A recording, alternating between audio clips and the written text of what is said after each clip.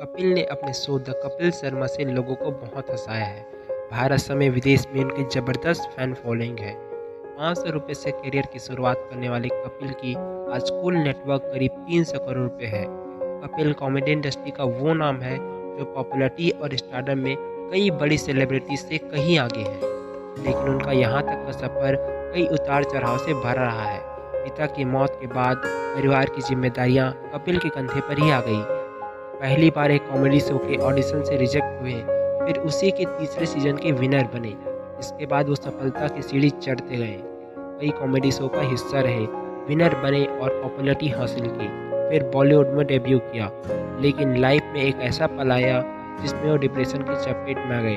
हालात इतने खराब हो गए कि सुसाइड के ख्याल आने लगे, शराब की लत भी लगी। नशे की हालत में एक दिन अमिताभ बच्चन से मिलने चले गए। वाइफ गिन्नी और परिवार वालों ने उन्हें इस खराब सिचुएशन से बाहर निकाला। उन्होंने खुद अपने आप पर काम किया और आज गांव हो या शहर, शायद ही ऐसा कोई घर हो जहां कपिल के शो को ना देखा जाता। कम उम्र में कपिल ने काम करना शुरू कर दिया था। एक इंटरव्यू में उन्होंने बताया था कि उन्होंने बहुत छोटे छोटे काम किए हैं। शुरुआती दौर में वो एक पीसीओ बूथ पर काम करते थे।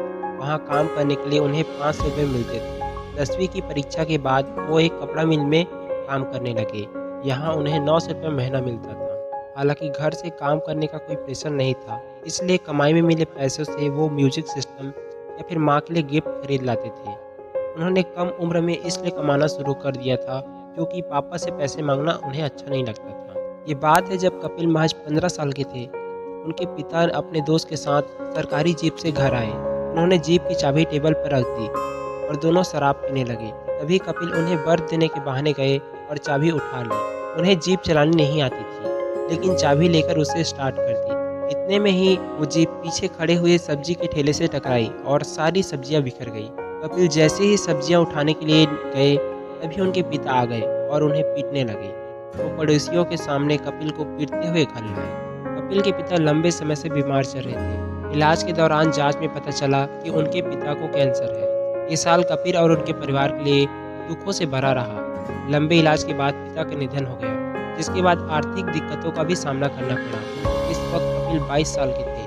पिता की मौत के बाद पुलिस विभाग में उन्हें नौकरी का ऑफर मिला, लेकिन उन्होंने मना कर दिया। कपिल बचपन से सिंगर बनना चाहते थे। हालांकि बाद में वे थिएटर से जुड़े और जगह जगह प्ले करने लगे।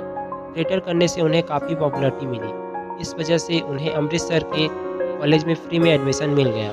शर्त ये भी रखी गई थी कि वो कॉलेज को एक्टिंग में स्टेट लेवल रिप्रेजेंट करेंगे। ग्रेजुएशन की पढ़ाई के दौरान छुट्टियों के समय कपिल ने 1200 रुपये लेकर मुंबई काम की तलाश में गए थे, लेकिन वहां उनकी सारी उम्मीदों पर पानी फिर गया। थक हार कर वो खाली हाथ घर वापस आ गए। यहाँ उन्होंने ग्रेट इंडियन लाफ्टर चैलेंज में ऑडिशन दिया, लेकिन वो रिजेक्ट हो गए। हालांकि इस रिजेक्शन में उनका हौसला नहीं टूटा। तभी उन्होंने दिल्ली में चल रहे ऑडिशन में पहुँच गए और सिलेक्ट भी हुए। इस शो के तीसरे सीजन के विनर भी वहीं बने। इस शो से उन्हें काफ़ी पॉपुलैरिटी मिली। कपिल की जीत से पहले उनकी बहन की शादी पैसों की वजह से टल गई थी। बाद में लाफ्टर चैलेंज की जीत से मिली 10 लाख की प्राइज मनी से उन्होंने बहन की शादी कराई थी। The great Indian laughter challenge को जीतने के बाद कपिल शर्मा ने कभी पीछे मुड़कर नहीं देखा। वो छोटे मियाँ, झलक दिखला जा और जैसे कॉमेडी सर्कस में कई कॉमेडी शोज का हिस्सा रहे। खासा पॉपुलैरिटी मिलने के बाद कपिल ने प्रोडक्शन K9 की शुरुआत की। इस प्रोडक्शन हाउस में उन्होंने पहला शो बनाया था, कॉमेडी नाइट्स विद कपिल। इस शो को लेकर वो काफ़ी विवाद में भी रहे, जिसके बाद उनका ये शो एयर ऑफ हो गया। तो क्यों बंद हुआ, इसकी साफ वजह सामने नहीं आई थी। इसके बाद उन्होंने सोनी पर अपना नए show the Kapil Sharma show से वापसी की।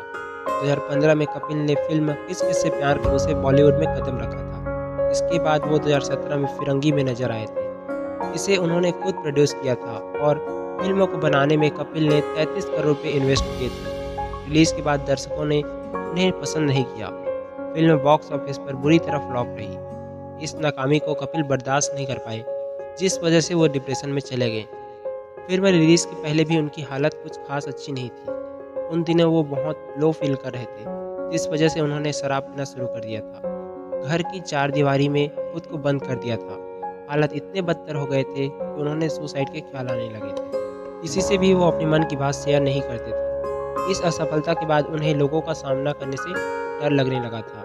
हालांकि परिवार की मदद से इस खराब परिस्थिति से खुद को बाहर निकाला। फिरंगी की रिलीज के पहले एक सीन के लिए उन्होंने अमिताभ बच्चन से वॉइस ओवर के लिए रिक्वेस्ट की थी। बिग बी ने हाँ भी कर दिया और मैसेज में कहा कि वो अगले दिन अपनी किसी फिल्म के डबिंग के लिए जा रहे हैं, तो कपिल अपनी टीम को वहीं भेज दे, साथ में वो उनकी डबिंग कर देंगे।